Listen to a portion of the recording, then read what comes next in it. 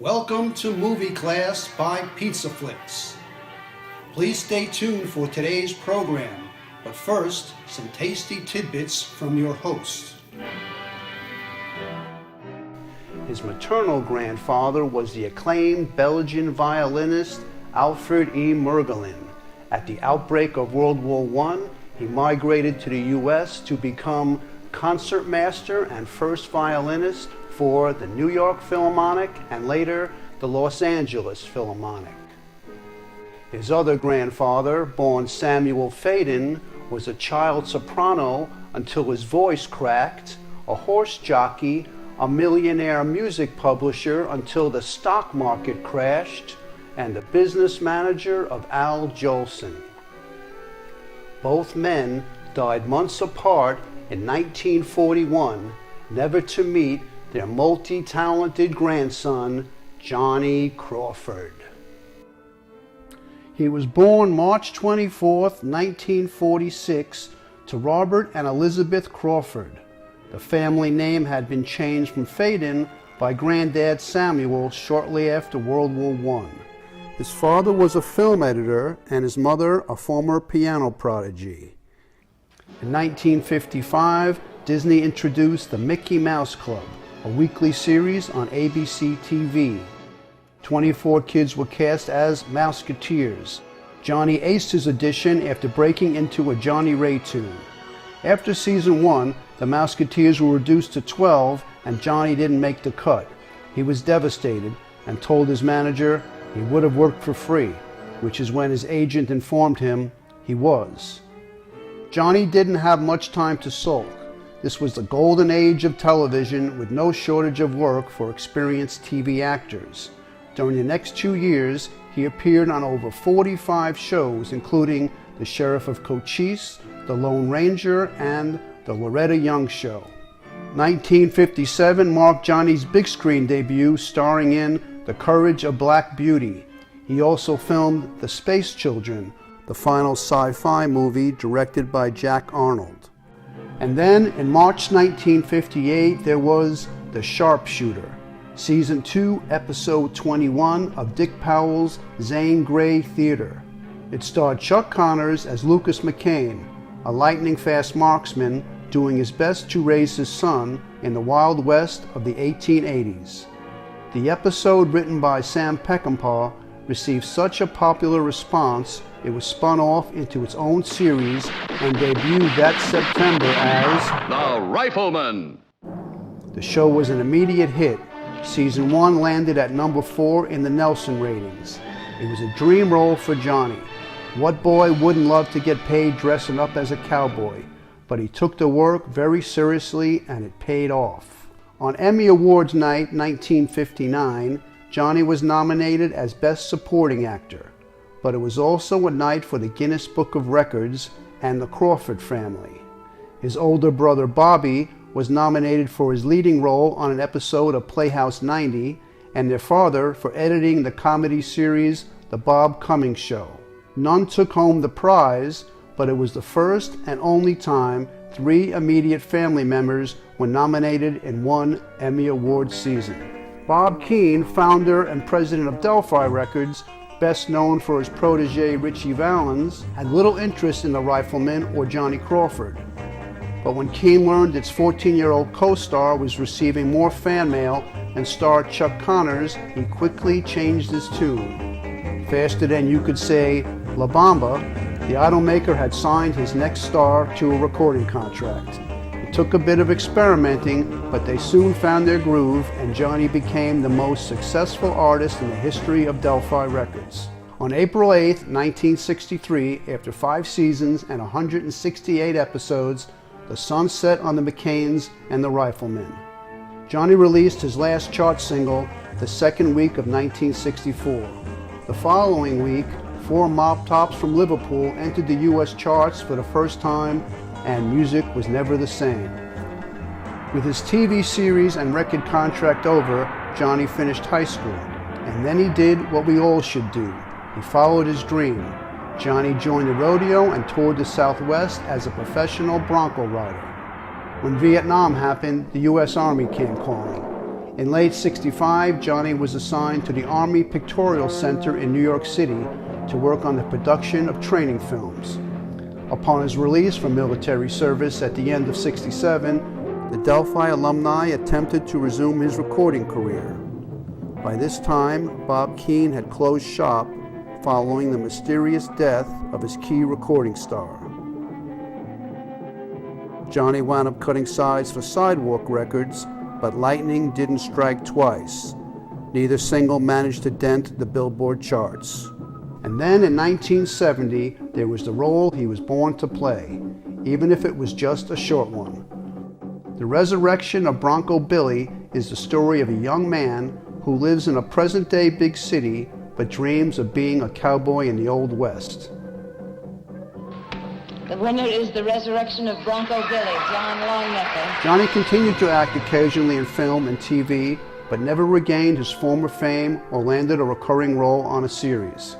During the 90s, he formed the Johnny Crawford Dance Orchestra, recording and performing music from Granddad Samuel's songbook.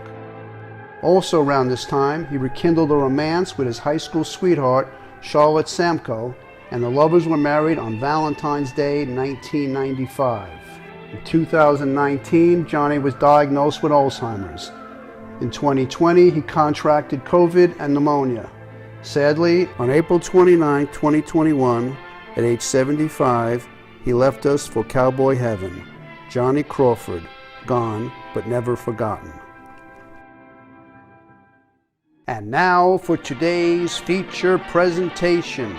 Originally broadcast May 29, 1956. Our movie class star of the day plays Billy Brandon, a young boy living with his widowed father, a professional gambler who won't be winning Parent of the Year anytime soon. Thanks to a vindictive newspaper publisher, the Brandons become victim of a nasty smear campaign. When Pop gets sent to prison, Billy needs a new home. But it turns out, little Brandon has a very troubled past. Some would call him a two-time loser. Will Billy find a loving home to give him a fresh start? Find out and watch Johnny Crawford in The Boy Nobody Wanted.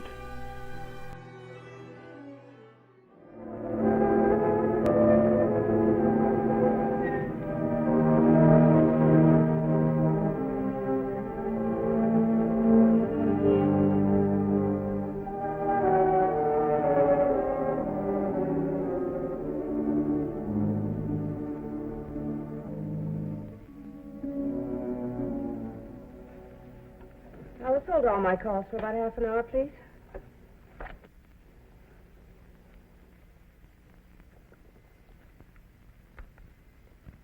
Dear Winfred, this is the story I promised to tell you. It's a true story. The case history of Billy Brandon. The boy nobody wanted. The most sinned against child I've ever known. Billy lived with his widowed father, a professional gambler, in a boarding house. Hiya, son. 1, 2, 3. Come on, let's do that knockout stuff you showed me. Whoa there, take it easy, Bill, huh? I've been practicing and I can do it pretty good now. Now look, the guy's coming at me with a knife, see? Now I grab his arm like this, and then... How's that? Not bad. Now come on, let me try on you. Oh, not now, son. I'm all dressed. You going away? Yeah, I'm sorry, kid, but I've got some important business. But it's Sunday and you promised we'd go to the zoo. Oh, that? Well, why don't you ask Miss Nellie? Maybe she'll take you. Oh, she's gone. Everybody's gone. It's Sunday. Well, you'll think of something to do. You're a big boy now. Play with your electric train or try that knockout trick again. It's no good with that old pillow. It ain't like a real person. We'll never try it on some other kid. It's rough. It's only used for your self-defense. Remember, like I told you? Yeah, I remember. That's for me. Yeah. I'm sorry about the zoo, kid, but we'll make it next time, huh? That's the boy.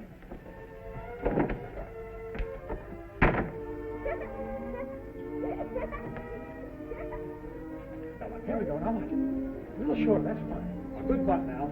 There you go. Good boy. That's the way to do it. That's the old eye. Come on, buddy. Hey. Here's the phone, son. I'll be back. Okay.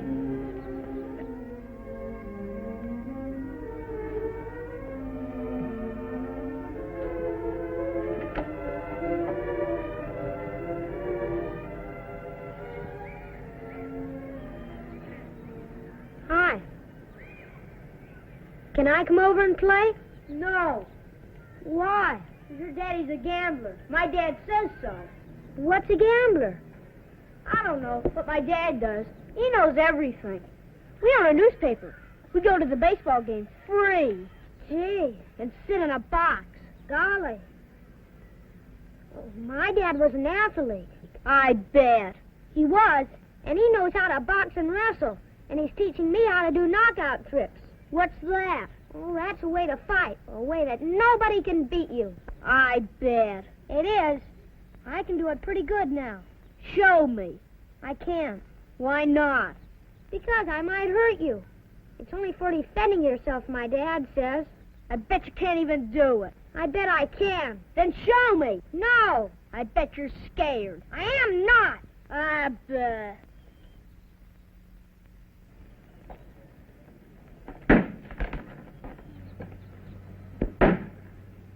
Fight only not that way. I told you you can't come in here. Try and put me out. Right now.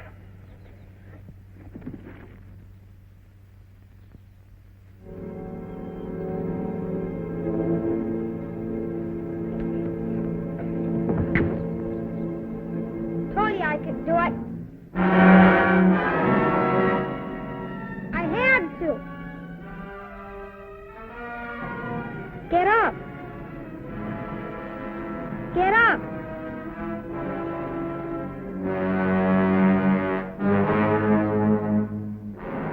The news of this terrible tragedy reached me while I was interviewing a couple seeking a baby for adoption. What is your name, please? Wheelock. Herbert Wheelock. And I'm Martha. Where do you live, Mrs. Wheelock? Little Rock. That's about 30 miles from here. Rural Route 10. It's a farm. It's a nice one. We have horses and a couple of cows. Jerseys? And we raise corn and wheat. And there's a pasture with a little brook in it. And the house, when we built it, we wanted enough rooms for... Well, we thought surely there'd be a big family. That's what we both wanted. But we know better now. We can never have a child of our own. No, Martha. How old are you, Mrs. Wheelock? I'm strong. I get up every morning at 4 and milk the cows, and I help Mr. Wheelock with the haying. She's 46, Mrs. Sherman. I wish I could help you, but I can't. No court would award you a baby for adoption. Our laws draw the line at 40. But what about the mothers who have their own babies after they're 40? It's only the law that draws the line, not God. Excuse me. Yes. Put him on. Hello, Judge. The son of the editor? Oh, no.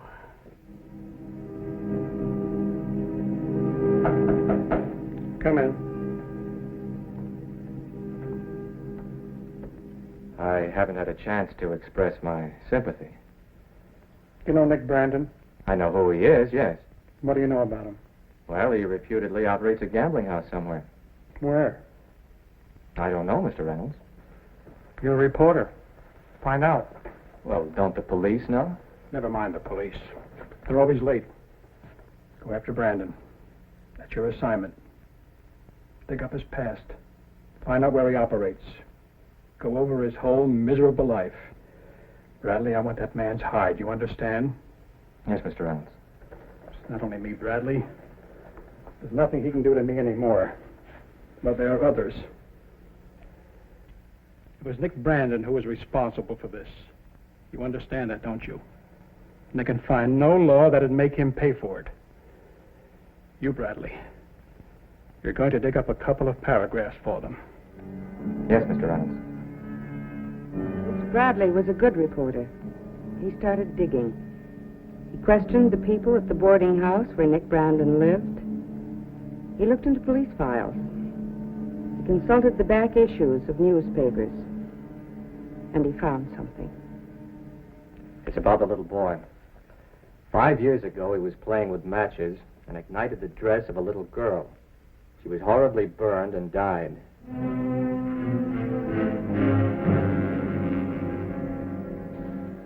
And the real source of that threat, the evil-minded motivating force behind it, Nick Brandon, is still at liberty, openly challenging our laws.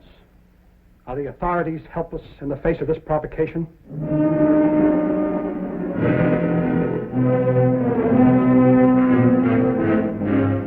Billy Brandon, did you say? I'm sorry, Mrs. Sherman, but after all, a boy who killed... Those were accidents, Mrs. Harris. According to our psychiatrist, Billy's a normal boy with a higher-than-average intelligence. I'm awfully sorry, but I have a small child of my own, and I just couldn't let... You can understand. Yes, of course, Mrs. Harris. I understand.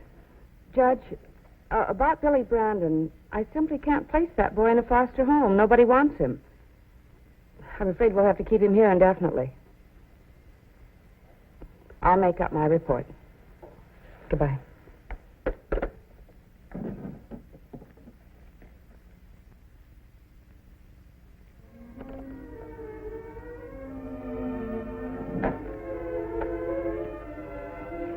Get me the boys' dormitory, please.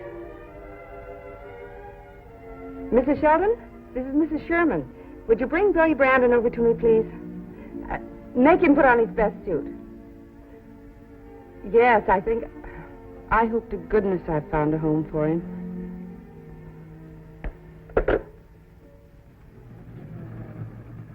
Hello, Mrs. Wheelock. Hello. Why, it's Mrs. Sherman. Herbert, look who's here. Who's the little boy? That's Billy. He's one of our charges. Hello, Billy. He's a little bit shy. Well, howdy, Mrs. Sherman. Hello, Mr. Wheelock. Good to see you. Thank you. Well, come on in. It's hot out here. I'll make some iced tea.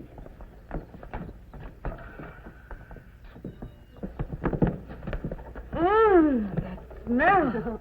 I've got some bread baking in the oven. Would you like some real fresh bread, son? Oh, now, Herbert, to sick people and children, you don't offer food. You just feed them. I'll be back in a minute.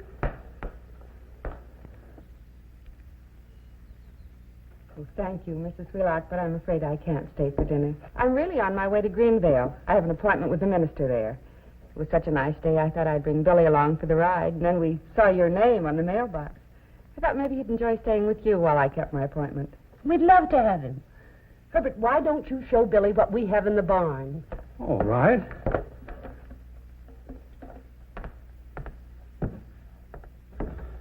Billy, how'd you like to see what we've got down in the barn? It's a little colt, born less than a week ago. He's hardly as big as you are. Wouldn't you like to see him? Well, come on. Well, I guess I'd better be going. Greenville's about a half an hour drive from here, isn't it? Yes. You've never been there? No. And you don't need to go there, Mrs. Sherman. Not if your business is with the minister, because Greenvale doesn't have a minister. It's just a gas pump and a couple of stores. Oh. The boy, he's Billy Brandon, isn't he? Yes, Mrs. Wheelock. I recognized him right away from those pictures in the paper. That was a terrible thing. He's a good boy. I didn't want to trick you. I just thought if I could leave him with you for a couple of hours, you'd see what a nice child he is, and then it wouldn't matter that his name was Billy Brandon.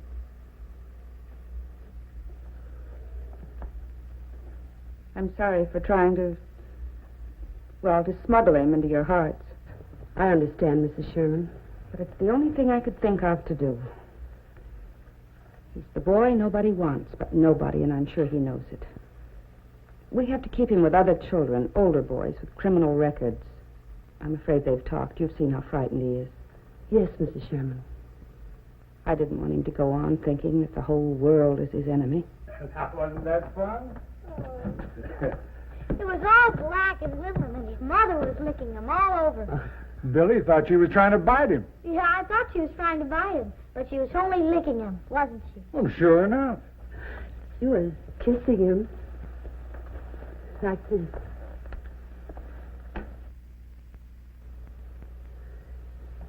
Billy, you've seen our place. It's pretty big, isn't it? And there are only the two of us. We get lonesome. How would you like to stay here? Mrs. Wheelock, hadn't you better speak with your husband? He knows. Billy, we'd like to have a nice little boy like you around. I'm bad. They took away my daddy just because I was bad. Good or bad, Billy, I like you, and so does Mr. Wheelock. And so will all the horses and the cows and the little ducks on the pond. Look at me, Billy. If Mrs. Sherman gives her permission, how would you like to visit us until your daddy comes back? We'll have a party and ask the other children around here to come and meet you so that they can be your friends. Will you stay? Can I?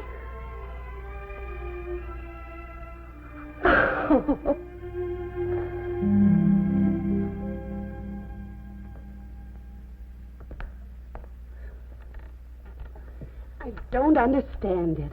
Oh, sit down, Martha. They're not going to come a minute sooner with you watching. Yes, but I told everybody 3 o'clock. It's almost 4. Did you tell all the folks about Billy and... No. Like Mrs. Sherman said, if they see him first, they won't believe all that. Aren't they here yet? No, Billy. You just go on playing. I'll let you know when they get here. Okay. Here's paper. Thank you, boy. Phone? I could call him. We ought to have a phone now that Billy's with us. Kids get sick and... What's the matter, Herbert? There ain't going to be any party today, Martha. What? Read this. Billy Brandon, 2-time killer, son of a convicted criminal, is at large again. Juvenile authorities have dumped him on a Mr. and Mrs. Wheelock in Little Rock, from where he can threaten the lives of neighboring children. Is it too much to demand that this menace be removed from our community?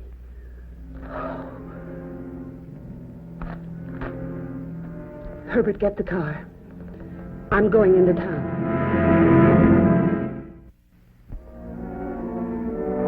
Mr. Reynolds? Yes?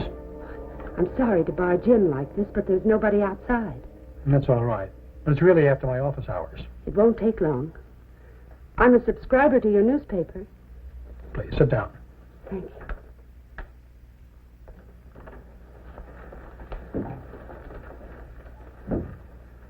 What can I do for you? I need your help, Mr. Reynolds. I have a child, a little boy. He's 8, and I'm about to lose him. I'm terribly sorry. But what's wrong with the child? Nothing. The doctors say he's a normal boy, and he's a nice boy. Since we've had him... Well, you see, we weren't very young when he came to us.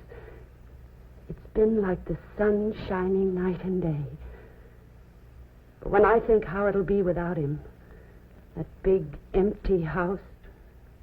You understand that, Mr. Reynolds? Please. I'm sorry. I know it's painful to be reminded, but it's my only chance. That you know how we must feel. Yes, I do, but I don't understand. You say he's not ill? Then why would you lose him? They're trying to take him away from me. Who, for heaven's sake? You, Mr. Reynolds. I'm Martha Wheelock, Billy Brandon's foster mother.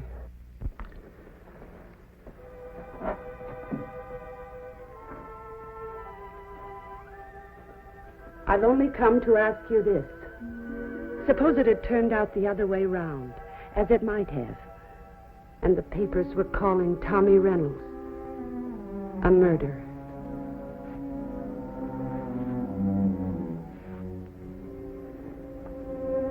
All right, Mrs. Wheelock.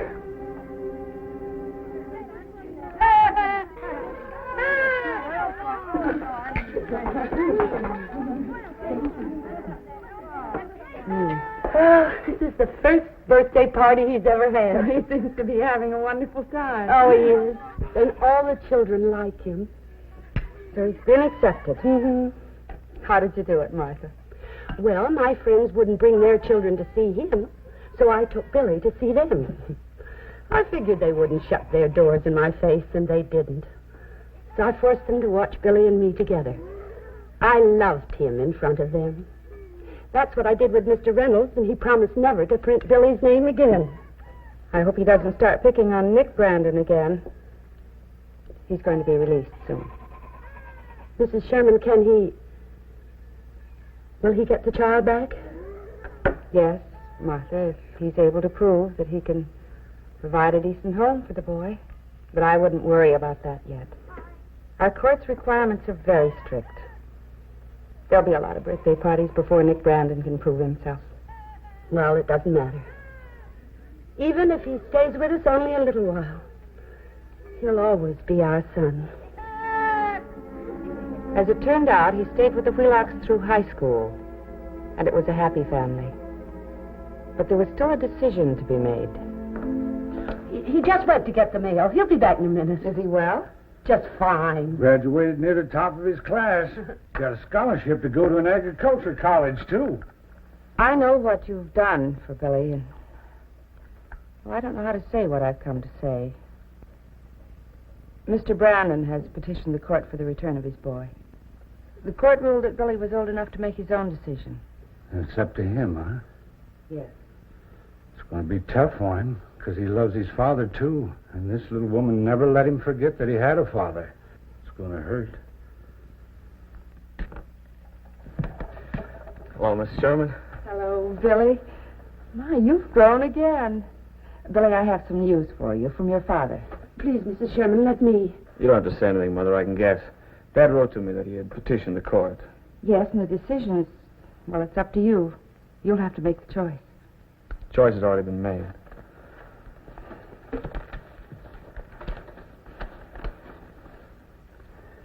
From the President of the United States, greetings.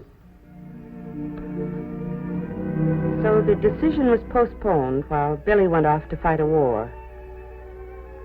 It was not long after that Mr. Reynolds broke his promise about not printing Billy Brandon's name. When he returned from the war, Billy came to see me. He was with his father. One look at the beaming men, and I had the sinking feeling that Martha Wheelock was about to lose her son. Why, Billy Brandon, what a pleasant surprise. I just flew in. Dad picked me up at the airport. You remember Dad. Yes, of course. How are you? Couldn't be better, Mrs. Sherman. Billy's back, honorably discharged. Did you know he was shot down twice? Look at all those medals. Oh, come on, Dad. Lots of guys got them. Sure, but they're not my son. He won't let me be proud of him. Everybody's proud of you, Billy. I saw your foster parents a couple of days ago. How are they? Oh, they're fine, just Good. fine. When are you going to see them? Well, right away. I just stopped by to say hello and, well, to thank you for everything. Don't thank me. Go to Little Rock. Okay, come on, Dad. Let's go. Wait, I have something to say, and I want Mrs. Sherman to hear it, too. I'm a settled man now. I have a good wife. I own 2 restaurants in town. The only thing that goes on in the back rooms, Mrs. Sherman, is dishwashing. Yes, I know. The first time in my life, since your mother passed away, I can offer you a home. I want you to become my partner. If it's all right with the law. Well, that's up to Billy. He's a full-fledged citizen now. What do you say, Billy? Well, I think I'd be a fool not to jump at your offer, Dad. But if it's all right with you, I'd like to spend a couple of days around the farm and talk it over with Mother. And, well, it's not going to be easy.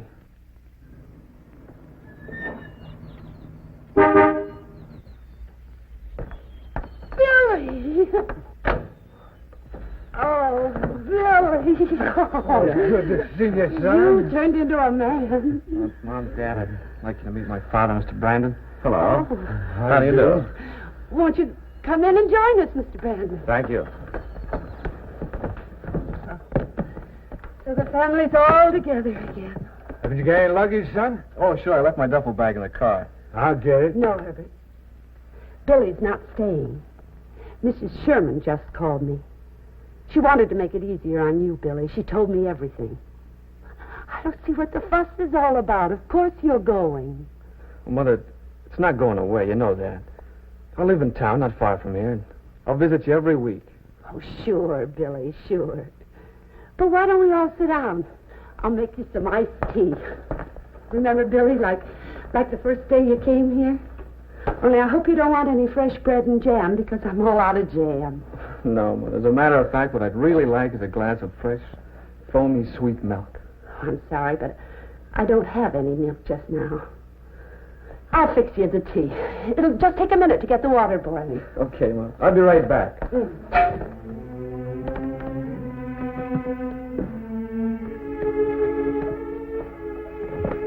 Well, Mr. Wheelock, you think I deserve him? You don't deserve people, Mr. Brandon. You love them. Barn. There's no stock in it. And all the equipment's gone. Oh, I forgot to tell you. We sold the stock and rented the farm out on shares this year. You didn't mention that in your letter. Why'd you have to do that? Got to be too much for us, Billy, and we had a bad year. But don't you worry about a thing. We've got a buyer now. And then? What are you going to do then? Well, the Daggetts. You remember the Daggetts? They've got a nice little apartment we can rent. But you belong here. You wouldn't be happy anywhere else. This is your house. This is your land. Your profession. What would you do in a rented house? Well, if it gets too lonesome here, we can always move to the city. You don't belong in the city, not after living here all of your lives. I know how you love this land, because I love it too. I didn't know it before. I took for granted that this house and this land and would be here forever, waiting for me to come home to, anytime I wanted to. Now I know. I'm sorry, Dad, it wouldn't work. I'd like to settle down here if it's all right with you. I'd get a GI loan, get some new stock, new equipment, and... No, Billy. You don't have to make a loan. I'll give you the money. For 15 years, I've been wanting to make him happy. If he's happy here, that's fine with me. I don't know what to say, Dad. Don't say anything. I'm not doing this for you. Well, partly for you, too, but mainly on account of Mrs. Wheelock. Because she took a boy who nobody else wanted, turned him into a man everybody wants now. This was a true story.